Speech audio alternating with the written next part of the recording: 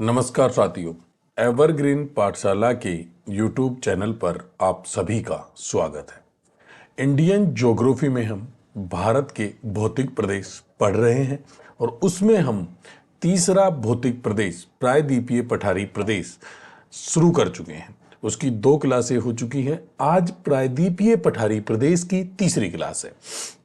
प्रायद्वीपीय पठारी प्रदेश की जो पहली 2 क्लासें हुई हैं उसमें हमने पहली वाली जो क्लास थी उसमें तो हमने सामान्य परिचय देखा था और अरावली पर डिस्कशन किया था। दूसरी जो हमारी क्लास थी उसमें हमने काठियावाड़ की पहाड़ियाँ, विंध्याचल पर्वत और सतपुड़ा पर्वत पर चर्चा की है। आज जो हमारी क्लास है वो इम्पोर्टेंट क्लास है क्योंकि इसमें हम पश्चिमी घाट जिसे सह्याद्री के नाम से जानते हैं उस पर्वत के बारे में चर्चा करेंगे। सबसे पहले क्लास शुरू करने से पूर्व आप वीडियो को लाइक और शेयर जरूर करें। शेयर करने से फ़ायदा ये होगा कि ज़्यादा से ज़्यादा लोग हमसे जुड़ेंगे और जुड़ने के बाद वो हमसे सवाल पुटअप करेंगे और हम उन चीज़ों पर दोबारा डिस्कशन करेंगे। इसलिए चैनल को सब्सक्राइब करें, वीडियो को शेयर और लाइक जरूर करें।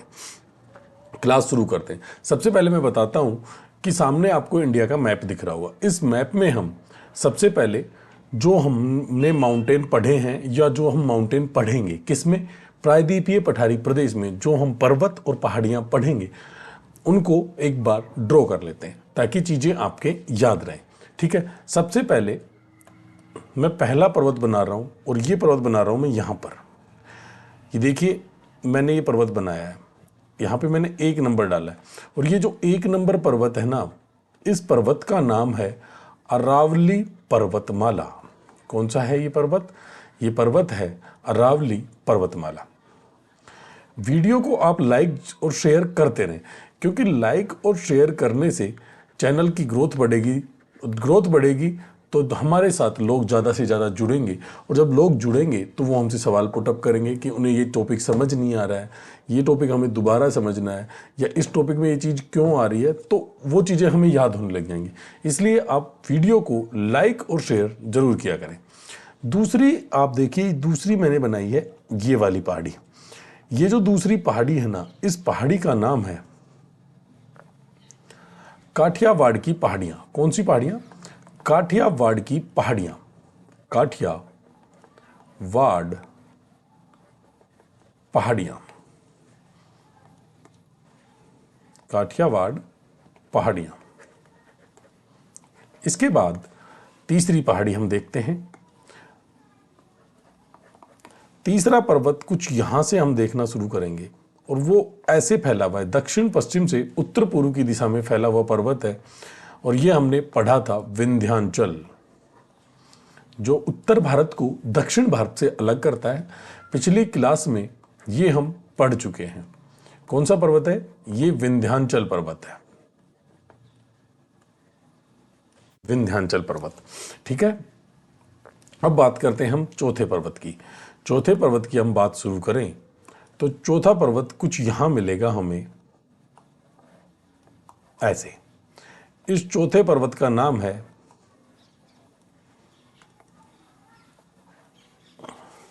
एक मिनट, इस चौथे पर्वत का नाम आप लोग मुझे कमेंट बॉक्स में बताएं।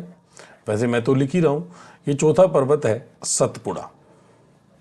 यदि कोई चीज आपके समझ नहीं आ रही है तो आप मुझे कमेंट बॉक्स में बताएं, हम उस चीज़ पर दोबारा डिस्कशन करेंगे। और जब बार बार डिस्कशन करते हैं और क्लास में ही वो चीज़ डिस्कस होती हैं, बार बार आप सवाल पुटअप करते हैं तो चीज़ें अच्छे से याद होने लग जाती हैं। इसलिए हम उन चीज़ों को यहीं पर याद कर लेंगे। आप मुझे कमेंट बॉक्स में ज़रूर बताया करें कि आपको क्या समझ नहीं आ रहा है। इसके बाद आगे चलते हैं। आगे देखें तो 5वीं पर्वतमाला कुछ यहाँ मिलेगी हमें, जिसे हम देखने वाले हैं आज की क्लास में। और इस पर्वतमाला का नाम है वेस्टर्न घाट, जिसे हम पश्चिमी घाट सह्याद्री के नाम से भी जानते हैं। पश्चिमी घाट। अब बात करते हैं अगली पर्वतमाला की। अगली जो पर्वतमाला है उसका नाम है कुछ इस प्रकार से, ये पर्वतमाला है। इस पर्वतमाला का नाम है ईस्टर्न घाट अर्थात पूर्वी घाट। पूर्वी घाट। और इन दोनों को मिलाने वाली एक पर्वतमाला और है जो इन दोनों को मिलाएगी। तो मैं यहाँ इन दोनों को मिलाने वाली एक पर्वतमाला बना रहा हूं और ये पढ़ेंगे हम 7 नंबर पर्वतमाला।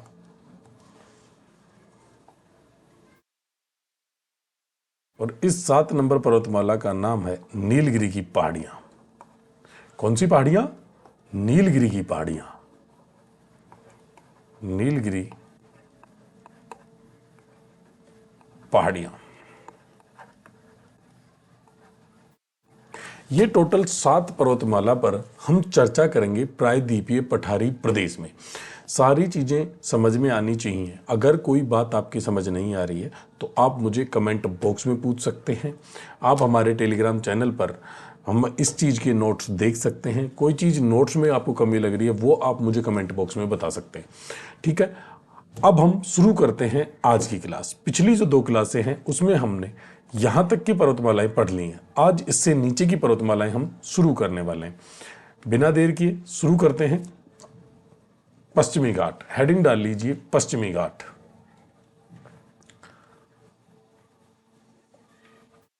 पश्चिमी घाट। अब पहले मैं एक मैप बनाता हूं, है ना। मैप से चीजें अच्छे से आपको समझ आने लगेंगी, इसलिए सबसे पहले हम मैप बनाते हैं। ये मान लीजिए मैं पश्चिमी घाट बना रहा हूं, ब्लैक से बना देते हैं पश्चिमी घाट को हम, फिर उसका डिवाइडेशन कर देंगे।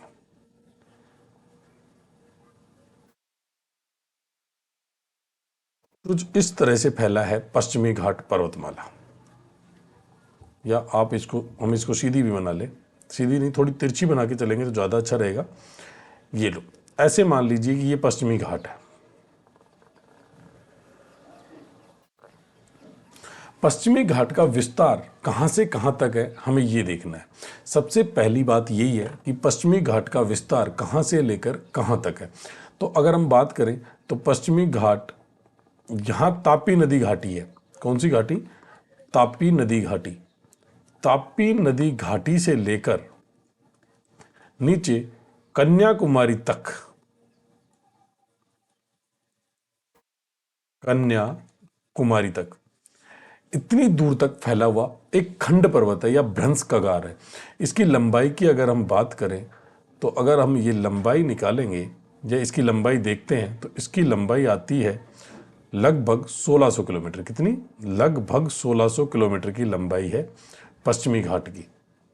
कितने किलोमीटर की लंबाई है? 1600 किलोमीटर। पश्चिमी घाट के बारे में हमने अब तक एक बात जानी है, क्या? कि पश्चिमी घाट के अगर विस्तार की बात करें तो तापी नदी घाटी से लेकर कन्याकुमारी तक एक भ्रंश कगार के रूप में 1600 किलोमीटर में विस्तार है पश्चिमी घाट पर्वतमाला का। कितने किलोमीटर में? 1600 किलोमीटर में। याद रखने वाली बात है। अगर हम इसकी औसत ऊंचाई की बात करें तो पश्चिमी घाट पर्वतमाला की औसत ऊंचाई आती है लगभग 1200 मीटर। औसत ऊंचाई की बात करें, औसत ऊंचाई, औसत ऊंचाई, औसत ऊंचाई है 1200 मीटर। 1200 मीटर ये पश्चिमी घाट की औसत ऊंचाई है। इसके बाद बात करें कि पश्चिमी घाट जो पर्वतमाला है, इस साइड में भारत के इस साइड से अरब सागर है और अरब सागर से दक्षिण पश्चिम मानसूनी पवनें आती हैं। और ये हमें पता है कि इसकी 1200 मीटर की हाइट है। तो ये पवनें जब यहाँ आएंगी तो ये टकरा कर ऐसे ऊपर उठेंगी, ऐसे टकरा कर ऊपर उठती रहेंगी और इस पश्चिमी घाट का जो पश्चिमी ढाल है, इस ढाल के ऊपर वो भारी बारिश या भारी वर्षा करती हैं। दक्षिणी पश्चिमी जो मानसूनी पवनें हैं, साउथ वेस्ट जो विंड है या साउथ वेस्ट मानसूनी जो विंड है, वो भारी बारिश करती हैं पश्चिमी घाट पर्वतमाला के पश्चिमी ढाल पर। ठीक है, क्या याद रखना है? दक्षिण पश्चिम जो मानसूनी पवनें हैं, वो दक्षिण पश्चिम जो मानसूनी पवनें हैं वो पश्चिमी घाट के पश्चिमी ढाल से टकराकर अत्यधिक वर्षा प्रदान करती हैं। लगभग यहाँ 200 से 250 सेंटीमीटर वर्षा प्राप्त होती है इस वाले भाग पर। तो इस वाले जो भाग हैं यहाँ पर अत्यधिक जैव विविधता पाई जाती है। पश्चिमी घाट का जो पश्चिमी ढाल है उस पर जैव विविधता बहुत ज़्यादा पाई जाती है और यहाँ पर उष्णकटिबंधीय सदाबहार वनस्पति पाई जाती है। जैव विविधता यहाँ अधिक होने के कारण ये 36 जो बायोडाइवर्सिटी हॉटस्पॉट है ना, उनमें से एक है। समझ में आनी चाहिए चीजें। एक मिनट।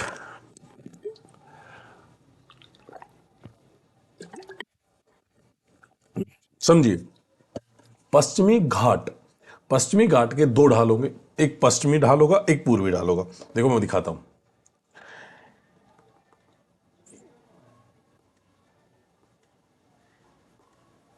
ये जो ढाल है ना, ये वाला जिसे मैं ग्रीन पेन से कवर कर रहा हूं, ये ढाल है पश्चिमी। पहले तो ये आप ये ध्यान रखें, ये पश्चिमी ढाल है। और ये इस साइड में जो मैं रेड पेन से जो बना रहा हूं, लगभग रेड पेन से, ये वाला जो ढाल है, ये ढाल है पूर्वी ढाल। पश्चिमी घाट का पश्चिमी ढाल और पूर्वी ढाल। अब इनमें फर्क क्या है? पश्चिमी घाट का जो पश्चिमी ढाल है ना, ये तीव्र है, ये तीव्र ढाल है। और ये ढाल जो है पूर्वी ढाल, ये मंद ढाल है। ये दो चीजें आपने देख ली। क्या देखा हमने? पश्चिमी घाट का पश्चिमी ढाल अत्यधिक तीव्र है और पश्चिमी घाट का पूर्वी ढाल मंद है। ये चीजें हम देख चुके हैं। अब बात क्या आती है? अब बात आती है मानसूनी पवनों की। मानसूनी पवनों की बात करें,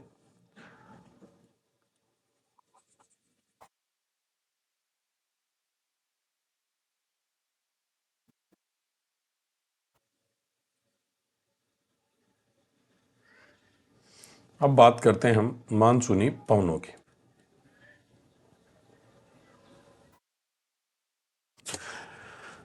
साउथ वेस्ट मानसूनी पवनें, दक्षिण पश्चिम मानसूनी पवनें भारत में मानसून लेकर आती हैं। ये हमें पता है। हमारी तरफ मानसून दो तरीके से आता है। एक आता है अरब सागर का मानसून, जो कि यहां से आता है, ठीक है। एक आता है बंगाल की खाड़ी से मानसून, जो कि इस तरफ से आता है। तो जो अरब सागर वाला जो मानसून है ना, ये वाला अरब सागर वाला जो मानसून है, इस मानसून की जो पवनें हैं, या दक्षिण पश्चिम जो मानसूनी पवनें हैं, वो इस पश्चिमी ढाल से आकर टकराएंगी। देखिए, ये पवनें आगे बढ़ रही हैं और ये यहां आकर टकराएंगी। पूर्वी पश्चिमी घाट पर्वतमाला से आकर टकराएंगी दक्षिण पश्चिम मानसूनी पवनें जो अरब सागर से चलती हैं। ये पवनें यहां टकराएंगी, टकराकर ऊपर उठेंगी। हमें पता है कि पश्चिमी घाट की औसत ऊंचाई 1200 मीटर है। इतनी ऊंचाई तक पवनें नहीं उठ पाती हैं और वो यहां पर 200 से 250 सेंटीमीटर बारिश करती हैं या वर्षा प्रदान करती हैं। पश्चिमी घाट का जो पश्चिमी ढाल है, उस पर अत्यधिक वर्षा या भारी बारिश या भारी वर्षा हमें प्राप्त होती है। कितनी? लगभग 200 से 250 सेंटीमीटर वर्षा हमें यहाँ प्राप्त होती है। किससे? दक्षिण पश्चिम मानसूनी पवनों से। जब हम मानसून पढ़ेंगे तो इसको और डिटेल में पढ़ेंगे। अभी इतना ही कि पश्चिमी घाट के पश्चिमी ढाल पर भारी बारिश प्राप्त होती है। इस कारण यहाँ पर उष्णकटिबंधीय सदाबहार वनस्पति पाई जाती है और यहाँ पर जैव विविधता भी अत्यधिक होती है, जैव विविधता अधिक होती है। जब इसकी जैव विविधता अधिक होती है ना, तो पश्चिमी घाट को 36 बायोडाइवर्सिटी हॉटस्पॉट, जैव विविधता तप्त स्थल जो हैं, उनमें एक माना गया है। 36 विश्व के जो 36 बायोडाइवर्सिटी हॉटस्पॉट हैं, उनमें से एक है पश्चिमी घाट या वेस्टर्न घाट, ठीक है, जिसे हम सह्याद्री के नाम से भी जानते हैं। ये बात आपको याद रखनी है। ये तो हो गई अब तक की सारी कहानी जो हमने पढ़ी। अब पूर्वी ढाल के बारे में हमें नहीं पढ़ना है अभी। इसके बाद जो पश्चिमी घाट है, पश्चिमी घाट के बारे में हमने क्या क्या पढ़ा? अब तक हमने पढ़ा कि इसका विस्तार कहां से लेकर कहां तक है, विस्तार देख लिया। विस्तार के बाद हमने पढ़ा कि इसकी औसत ऊंचाई कितनी है, वो भी हमने देख ली। फिर हमने देखा कि इसका पश्चिमी ढाल अत्यधिक तीव्र है और पूर्वी ढाल मंद है।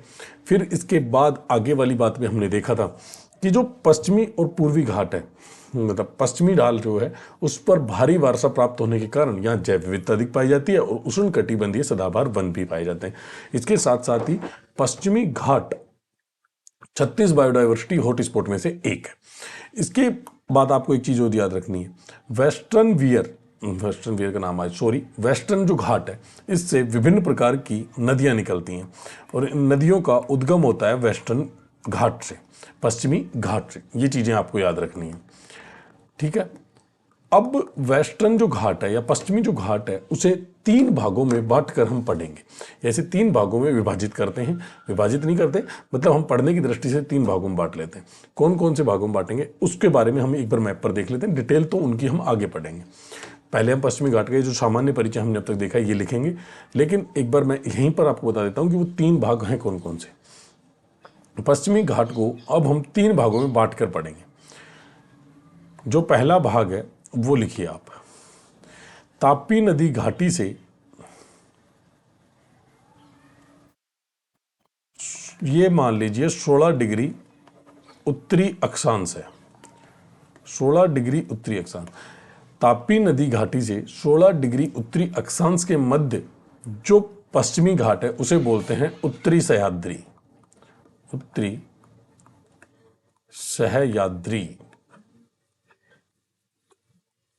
ठीक है, और इसके बाद देखेंगे हम आगे 16 डिग्री, और इनका विस्तार कौन कौन से राज्य में पाया जाएगा, तो महाराष्ट्र में मुख्यतः है, महाराष्ट्र में अधिक है, और साथ में हल्का फुल्का या आंशिक विस्तार गुजरात में भी पाया जाता है वेस्टर्न वियर का, सॉरी वियर याद आ रहा है, वेस्टर्न घाट का। ठीक है,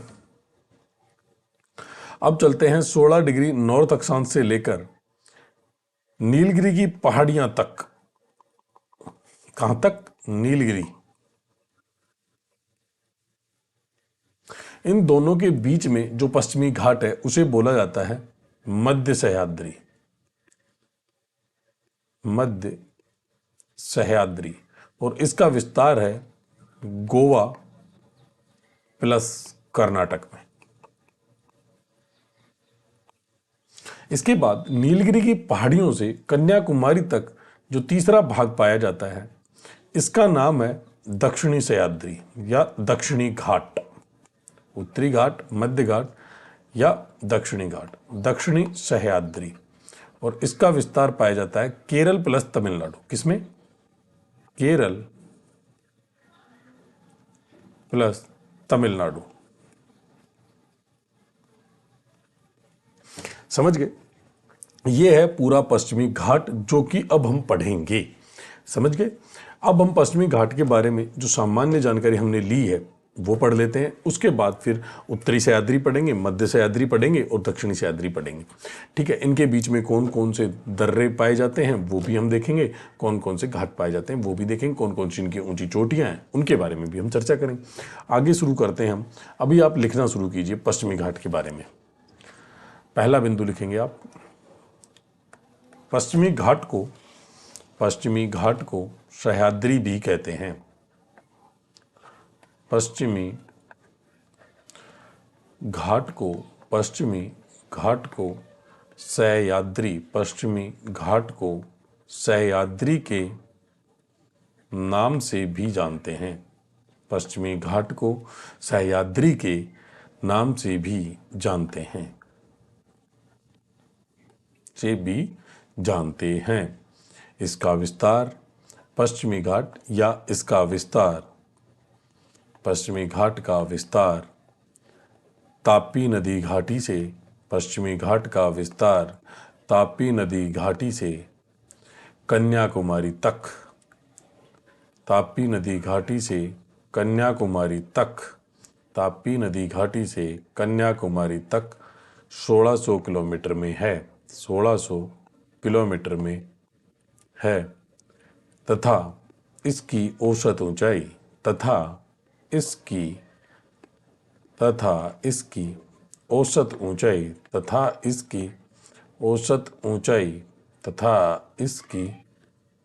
औसत ऊंचाई 1200 मीटर है, 1200 मीटर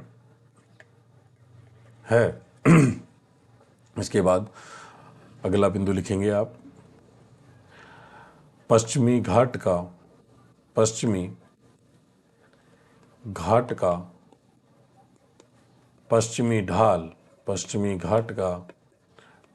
ढाल तीव्र तथा पूर्वी ढाल, पश्चिमी घाट का पश्चिमी ढाल तीव्र तथा पूर्वी ढाल मंद है, इसके बाद अगला बिंदु पश्चिमी घाट के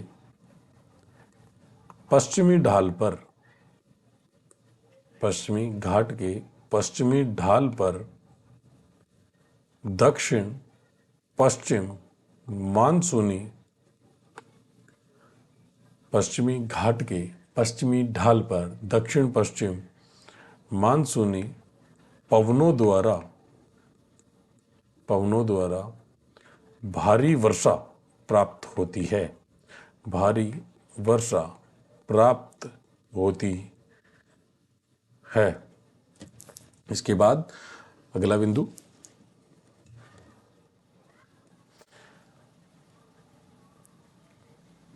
पश्चिमी ढाल पर उष्णकटिबंधीय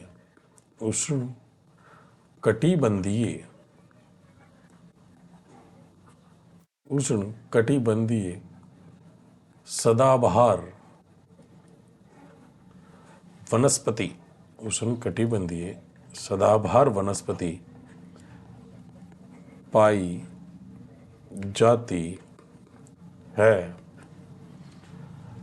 पश्चिमी ढाल की जैव विविधता अधिक है, पश्चिमी ढाल की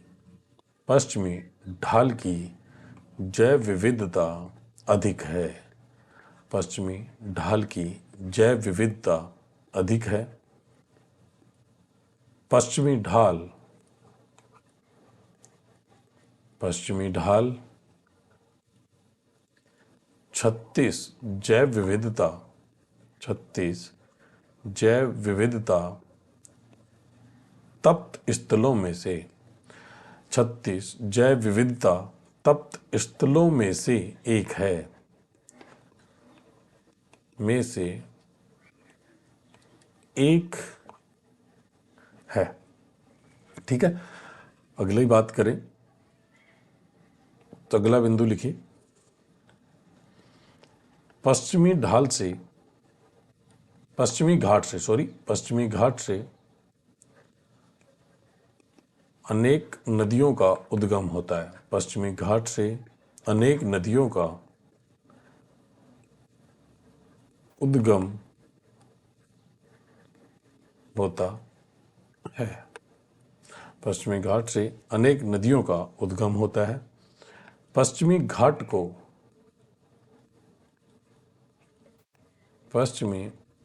को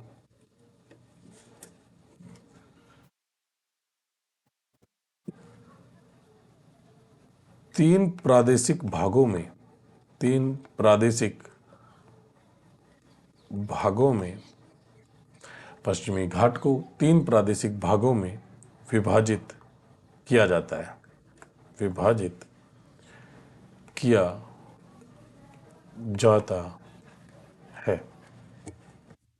अब बोर्ड पे आ जाइए, जितनी चीजें हमें नोट्स में लिखनी थी वो हम लिख चुके हैं, अब समझने की बारी है। अब पहले हम समझेंगे फिर आगे के नोट्स बनाएंगे।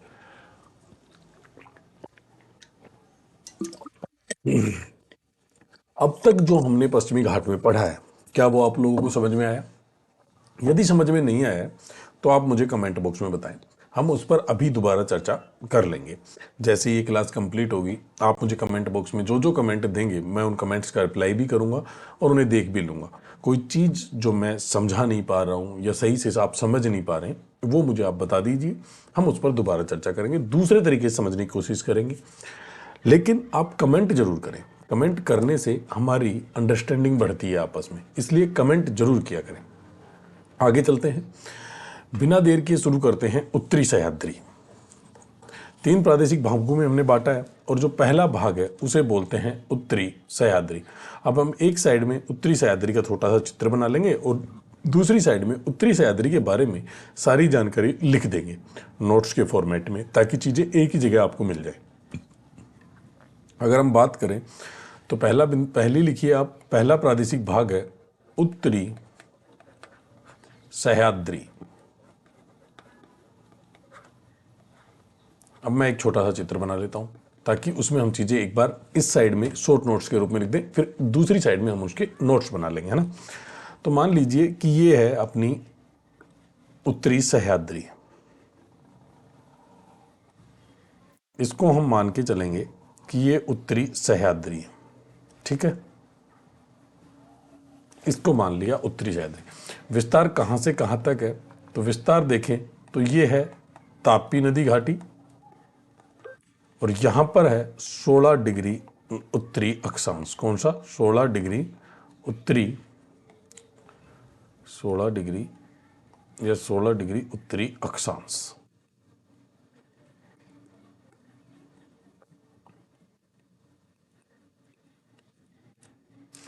देख ली कौन सी? ताप्ती नदी घाटी से लेकर 16 डिग्री उत्तरी अक्षांश तक का जो क्षेत्र है उसे बोलते हैं हम उत्तरी सह्याद्री। कौन से क्षेत्र को बोलते हैं? 16 डिग्री जो उत्तरी अक्षांश है उस वाले क्षेत्र को बोलेंगे। अब हम इसमें देखते हैं कि इसका विस्तार कहाँ है। इसके विस्तार की बात करें तो विस्तार यहीं लिख देता हूँ ब्रैकेट में, अब आगे जो नोट्स बनाएंगे उसमें लिख लेंगे। विस्तार है, इसका मुख्यतः विस्तार जो पड़ेगा वो पड़ेगा महाराष्ट्र में, और महाराष्ट्र के बाद जो आंशिक इसका विस्तार है वो गुजरात में भी है। ये उत्तरी सह्याद्री का विस्तार है। इसके बाद देखें तो इसके बाद आप देखना कि अगर हम उत्तरी सह्याद्री की सबसे ऊंची चोटी की बात करते हैं तो सबसे ऊंची चोटी अगर हम बात करें तो इसकी सबसे ऊंचा शिखर है कलसूबाई। ये इसकी चोटी है कलसूबाई। कौन सी चोटी? कलसूबाई चोटी है ये, कलसूबाई चोटी। और इससे निकलती है गोदावरी नदी। कौन सी नदी? गोदावरी। कलसूबाई चोटी है, और कलसूबाई चोटी से जो नदी निकलती है उस नदी का नाम है गोदावरी नदी। समझ में आया? उत्तरी सह्याद्री ताप्ती नदी घाटी से 16 डिग्री उत्तरी अक्षांश के बीच में विस्तार है उत्तरी सह्याद्री का। उत्तरी सह्याद्री का विस्तार की बात करें तो ये मुख्यतः विस्तार महाराष्ट्र में है और इसका आंशिक विस्तार गुजरात में माना जाता है। इसकी सबसे ऊंची चोटी कलसूबाई है और उससे गोदावरी नदी का उद्गम होता है। दूसरी सबसे ऊंची चोटी की बात करें तो दूसरी सबसे ऊंची चोटी है इसकी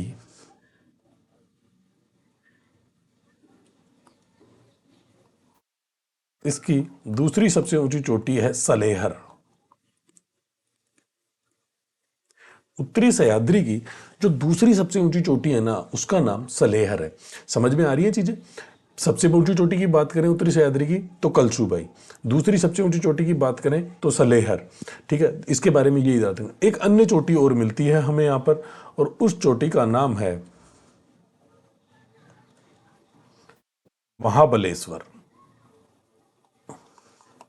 ये एक अन्य चोटी है और इसका नाम है महाबलेश्वर। और इस महाबलेश्वर से निकलती है कृष्णा नदी। समझ में आया? थोड़ा सा घिचपिच हो जाएगा लेकिन आप समझते हुए चलिए। सबसे ऊंची चोटी बनाई हमने कलसूबाई, जिससे निकली गोदावरी नदी। दूसरी सबसे ऊंची चोटी है सलेहर, और तीसरी सबसे ऊंची चोटी या एक अन्य चोटी की बात करें वो है महाबलेश्वर, और महाबलेश्वर से निकलती है कृष्णा नदी। ठीक है, समझ गए चीजें? अब हम आगे चलते हैं। अब दो मैं दर्रे बना रहा हूं। ठीक है, एक दर्रा तो मैंने यहां बना दिया, ठीक है, और एक दर्रा मैं बना रहा हूं यहां पर। ये दो दर्रे बना रहा हूं मैं ना। अब इनके मैं नाम लिख देता हूं। ये तो है थालघाट, थालघाट ये दर्रा है। ये जगह है, एक मिनट, ऐसे नहीं है ना। ये एक जगह है मुंबई, मुंबई। इसमें दो दर्रे हमें पढ़ने हैं, उन दो दर्रों को कैसे हम याद करें वो मैं दिखा रहा हूं। ये है मुंबई, आपकी मुंबई। सभी का सपना है इस सिटी में बसने का। ये है मुंबई। सही ढंग से नहीं लिखा जा रहा, एक मिनट रुकिए। मुंबई, ठीक है। और इस तरफ दो सिटी में आपको बता रहा हूं। एक है, नहीं पेन चेंज करते हैं, सेम का सेम ही कलर हो जाएगा ऊपर वाले से। नासिक और दूसरा है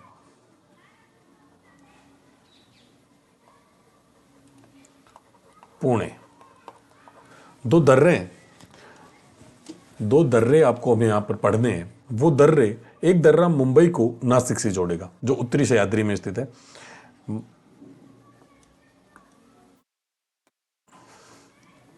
मुंबई को जो नासिक से जोड़ रहा है ये दर्रा है एक तो, और दूसरा दर्रा है मुंबई को जो पुणे से जोड़ रहा है। ठीक है, कौन कौन से दो दर्रे हैं? एक दर्रा है जो मुंबई को नासिक से जोड़ता है ना, एक दर्रा मुंबई को नासिक से जोड़ रहा है और दूसरा दर्रा मुंबई को पुणे से जोड़ रहा है।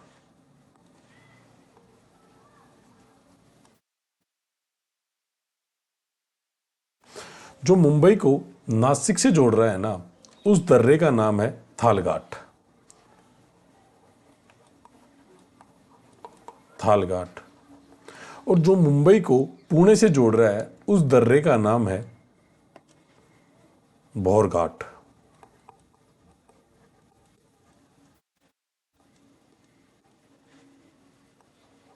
भौर घाट। ये थी उत्तरी सह्याद्री। कुछ चीज जो आपको समझ नहीं आई हो तो आप मुझसे दोबारा पूछ सकते हैं। अभी हम इसके नोट्स लिखते हैं आगे की तरफ, है ना। ये मैं पार्टीशन कर दूं,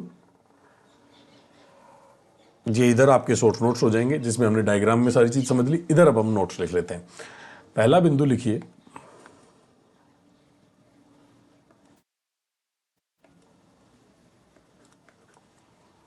इसका विस्तार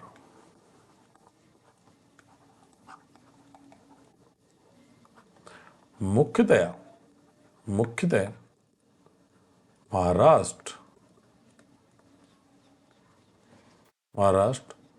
और आंशिक विस्तार गुजरात में है। और आंशिक विस्तार गुजरात में है। ठीक है, आगे बात करें। दूसरा पॉइंट लिखेंगे,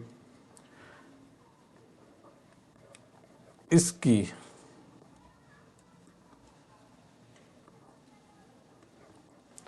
सबसे ऊंची चोटी, इसकी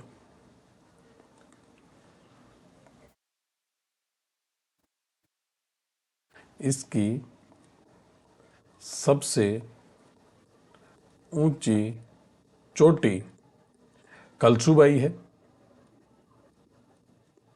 कलसुबाई है, जिससे गोदावरी नदी का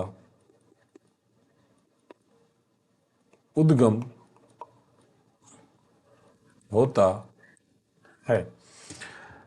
इसकी सबसे ऊंची चोटी कलसुबाई है जिससे गोदावरी नदी का उद्गम होता है। दूसरी सबसे ऊंची चोटी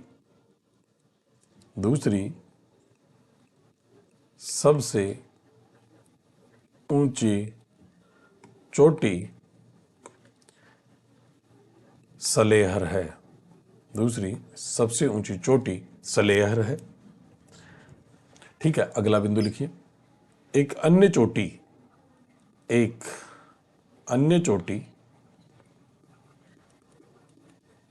चोटी महाबलेश्वर है,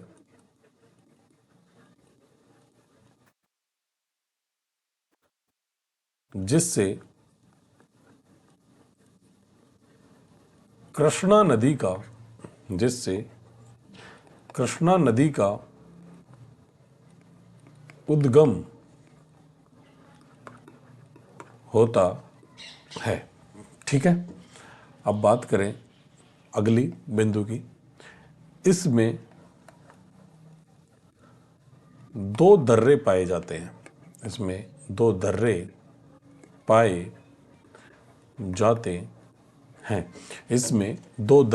पाए जाते हैं।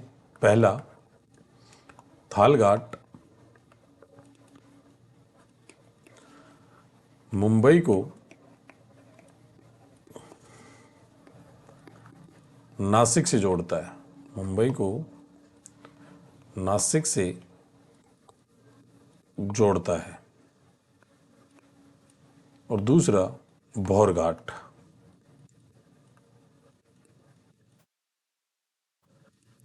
मुंबई को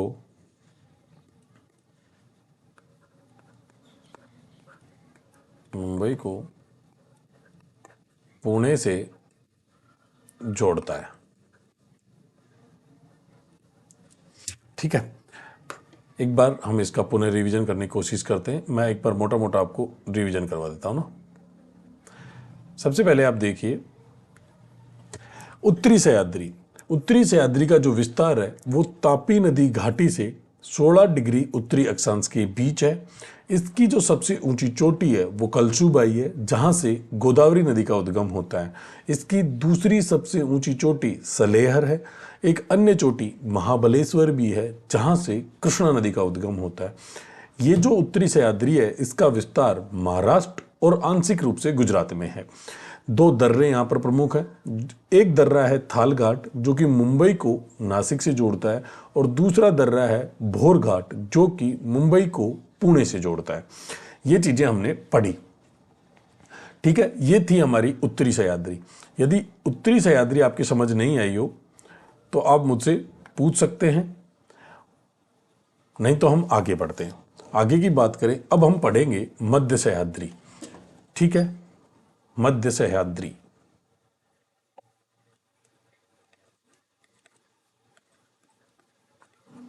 मध्य सह्याद्री वही, अब हम एक डायग्राम बना लेते हैं मध्य सह्याद्री का। पहले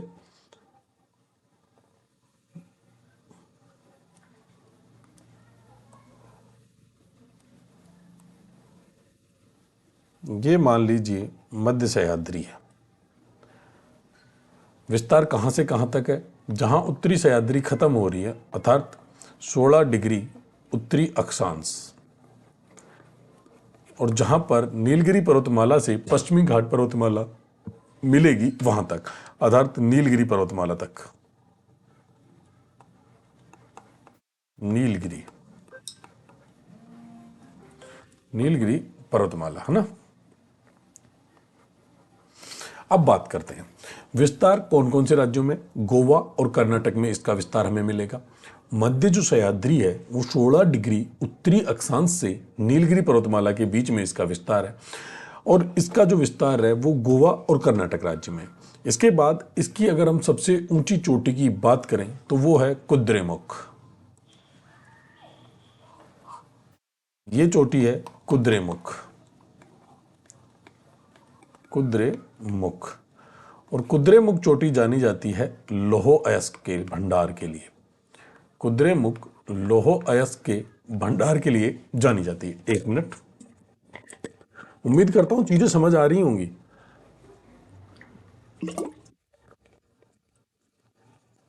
एक अन्य चोटी है ना, इस चोटी का नाम है बाबा बूदन की पहाड़ियां। ये दूसरी चोटी है और इसका नाम है बाबा बूदन की पहाड़ियां।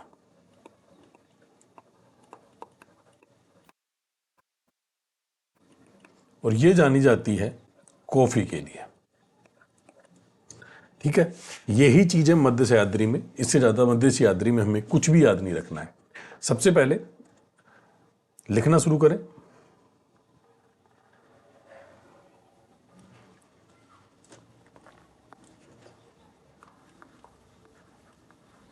मध्य सह्याद्री का विस्तार 16 डिग्री उत्तरी अक्षांश से नीलगिरी पर्वतमाला, नीलगिरी की पहाड़ियों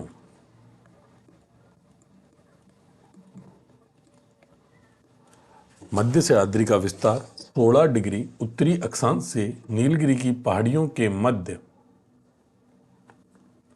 गोवा व कर्नाटक में है। गोवा व गोवा व कर्नाटक में है। मध्य सह्याद्री का विस्तार 16 डिग्री उत्तरी अक्षांश से मध्य सह्याद्री का विस्तार 16 डिग्री उत्तरी अक्षांश से नीलगिरी की पहाड़ियों के मध्य गोवा व कर्नाटक में है।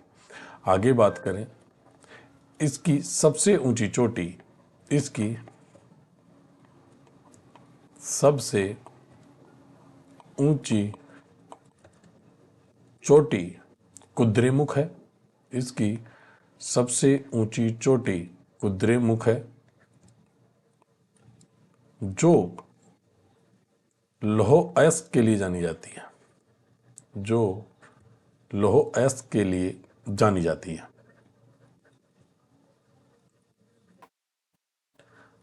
जानी जाती है। ठीक है, अगला लिखिए, एक अन्य चोटी बाबा बुदन की पहाड़ियां हैं। बाबा बुदन की पहाड़ियां हैं। एक अन्य चोटी बाबा बुदन की पहाड़ियां हैं, जो कॉफी के लिए जानी जाती हैं, जो कॉफी के लिए या कॉफी की खेती के लिए जानी जाती, जो कॉफी के लिए जानी जाती हैं। मध्य सह्याद्री विस्तार कहां से कहां तक है? 16 डिग्री उत्तरी अक्षांश से लेकर नीलगिरी की पहाड़ियों के मध्य इसका विस्तार है। बात करें तो इसमें मध्य सह्याद्री की जो सबसे ऊंची चोटी है उसका नाम है कुद्रेमुख। दूसरी सबसे ऊंची चोटी है उसका नाम है बाबा बुदन की पहाड़ियां। कुद्रेमुख जो चोटी है ना, वो लौह अयस्क के भंडार के लिए जानी जाती है, और बाबा बुदन की पहाड़ियां कॉफी की खेती के लिए जानी जाती हैं, कॉफी उत्पादन के लिए जानी जाती हैं। इसके साथ साथ जो मध्य सह्याद्री है, इसका जो विस्तार है वो गोवा और कर्नाटक राज्य में है। ये थी मध्य सह्याद्री। इसके बाद अब हम शुरू करते हैं दक्षिणी सह्याद्री।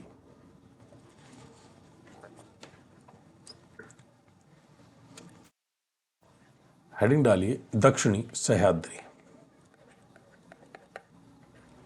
दक्षिणी सह्याद्री।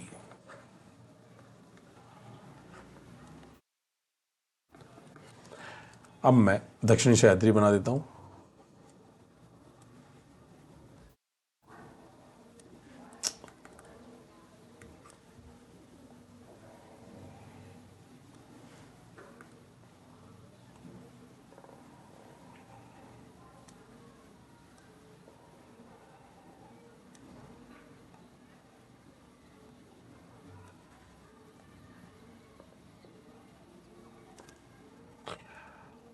दक्षिणी सह्याद्री के विस्तार की बात करें तो यहां हमने देखा था कि नीलगिरी जो पहाड़ियां थी वहां तक विस्तार था मध्य सह्याद्री का, और नीलगिरी की पहाड़ियों से लेकर कन्याकुमारी तक, नीलगिरी की पहाड़ियों से लेकर कन्याकुमारी तक विस्तार पाया जाएगा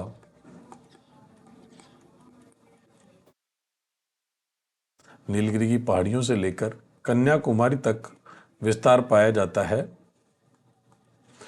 दक्षिणी सह्याद्री का। दक्षिणी सह्याद्री में हम 3 पहाड़ियां पढ़ेंगे। कौन कौन सी पहाड़ियां पढ़ेंगे? सबसे पहले पढ़ेंगे, तीन भागों में इसको डिवाइड कर देते हैं ना।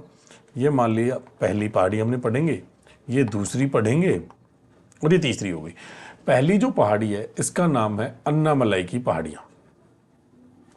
ये कौन सी पहाड़ियां हैं? ये पहाड़ियां है अन्नामलाई की पहाड़ियां।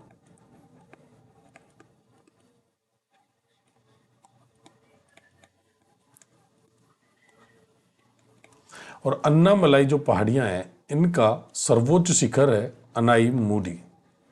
क्या है?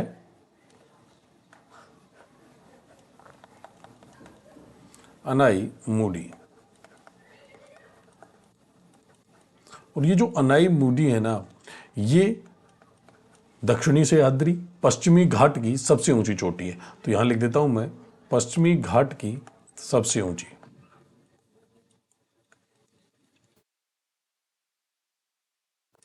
ठीक है, समझ गए? ये पश्चिमी घाट की सबसे ऊंची चोटी है अनाईमुडी। अब बात करते हैं हम दूसरे भाग की। इन पहाड़ियों को बोला जाता है कार्डमम की पहाड़ियां।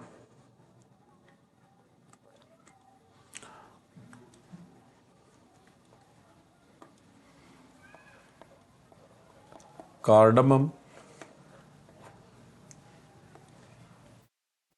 या इलायची पहाड़ियां। इलायची पहाड़ियां, ये जो पहाड़ियां हैं कार्डमम या इलायची पहाड़ियां, इसका सर्वोच्च शिखर है अगस्त मलाई।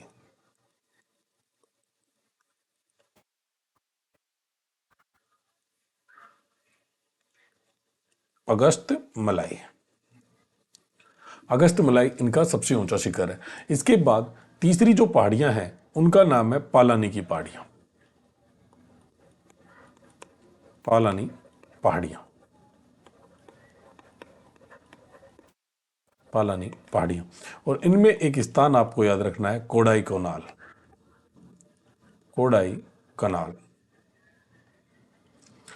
ये तमिलनाडु में है और ये एक पर्यटन स्थल है या स्वास्थ्यवर्धक स्थल है, जिसे हम हिल स्टेशन बोलते हैं। समझ में आई चीजें? क्या कहना चाह रहा हूं मैं? कार्डमम जो पहाड़ियां हैं इनकी सर्वोच्च चोटी है अगस्त मलाई। पालानी की पहाड़ियों में कोडाई कनाल नाम से एक हिल स्टेशन स्थित है। अब बात करते हैं हम एक एक पर्वतमाला की या दक्षिणी सह्याद्री की। ठीक है, इतनी ही चीजें आपको यहां याद रखनी है। अब हम नोट्स फॉर्मेट में इनको लिखेंगे, अगले पेज पे लिखते हैं, यहां समझ नहीं आएंगी चीजें। पहला लिखिए आप, पहले दक्षिणी सह्याद्री में लिखिए, इसका विस्तार, इसका विस्तार नीलगिरी से कन्याकुमारी तक, नीलगिरी से कन्याकुमारी तक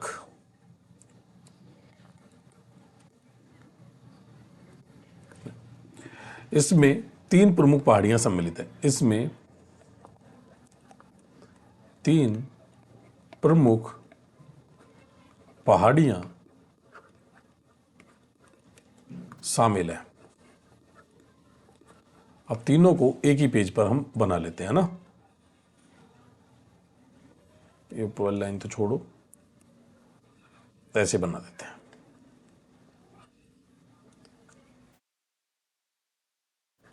पहले आप लिखिए अन्नामलाई की पहाड़ियां, पेन चेंज कर लेना, अन्नामलाई।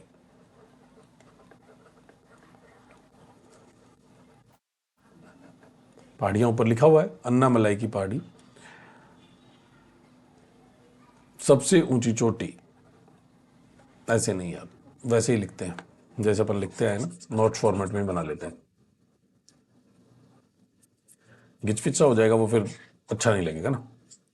नोट फॉर्मेट में लिख लेते हैं ना। पहले लिखिए अन्नामलाई, अन्नामलाई पहाड़ियां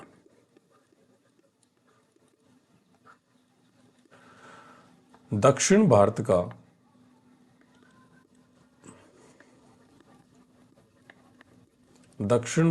का सर्वोच्च शिखर, दक्षिण भारत का या दक्षिण भारत की सर्वोच्च चोटी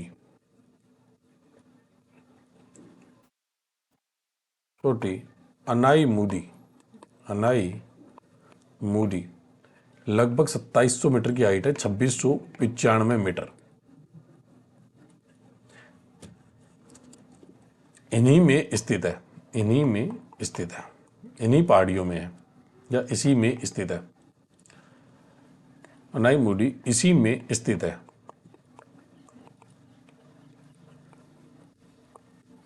अब ये चीज तो आप समझ गए होंगे कि जब अनाई मूडी दक्षिण भारत की सर्वोच्च चोटी है तो पश्चिमी घाट की सर्वोच्च चोटी भी अनाई मूडी ही है। ये बात आपको याद रखनी है। दूसरी बात, दूसरी पहाड़ी हम लिखेंगे अब कार्डमम पहाड़ियां, कार्डामम या इलायची। कार्डमम या इलायची पहाड़ियां, इनमें मसालों की खेती की जाती है। इनमें मसालों की खेती की जाति है। यह एक जैव संरक्षित क्षेत्र है। यह एक जैव संरक्षित क्षेत्र है। इसके बाद इसकी सर्वोच्च चोटी या इसकी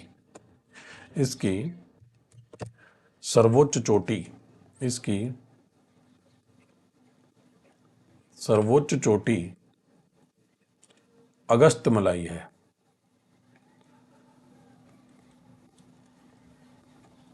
अगस्त्यमलाई है।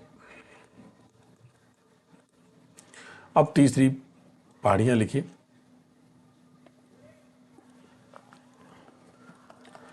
पालानी की पहाड़ियां,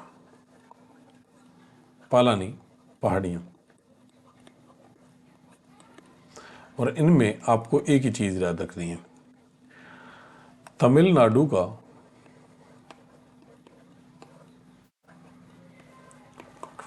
विख्यात पर्वतीय स्थल